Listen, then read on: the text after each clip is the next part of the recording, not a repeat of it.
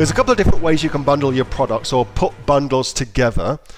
One easy way, let's just come over to here, for instance, is to look at what's currently selling and look at what gets recommended with a product based on what gets sold together. So, Sydney Candle Company, what is this? It's a candle in a jar. So look at something, what would be a natural extension for this particular product, for instance, and then bundle those two things together. Well, there's two ways you could do that. You could either make a candle kit, which then, yes, that would be a good keyword to use, kit, or you could do a bundle where you had a candle and a, I don't know, like a blanket that goes with a candle. I'm thinking sex. I don't know why I'm thinking about sex. I obviously need to get laid. So obviously candle, blanket could potentially go together in that kind of romantic in front of the fireplace kind of thing. I don't know. But you wouldn't then call that a kit. That would just be a value add for an existing product to differentiate it from something else. So you'd be looking at a differentiator there rather than a kit.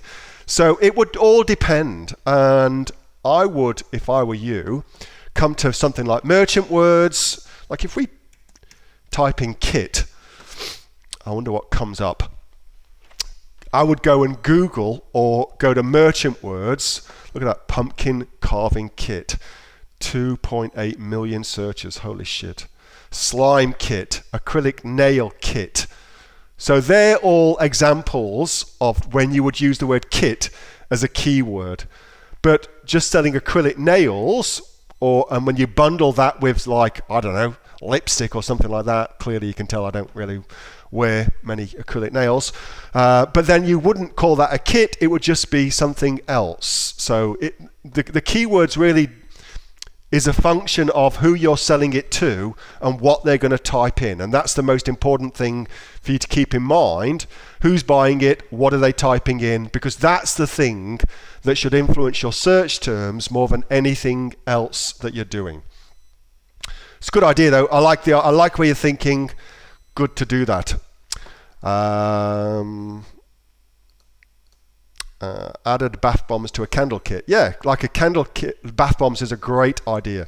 Candles and matches. Yeah, that's much better than my idea. I mean, mine was just based on sex. These are based on much, much better things than what I thought of. Hey, thanks so much for watching that video, and I hope that you got some massive value from it. Before you go, do you live in Australia? If you do, this is for you. Would you like to learn how to sell things on Amazon here in Australia? Would you like to know what sells really, really well and what sells for the maximum amount of profit? Would you like to know where you can source those products from, whether that be in China or here in Australia, and how to source them so you pay bottom dollar and get maximum value for what you're doing?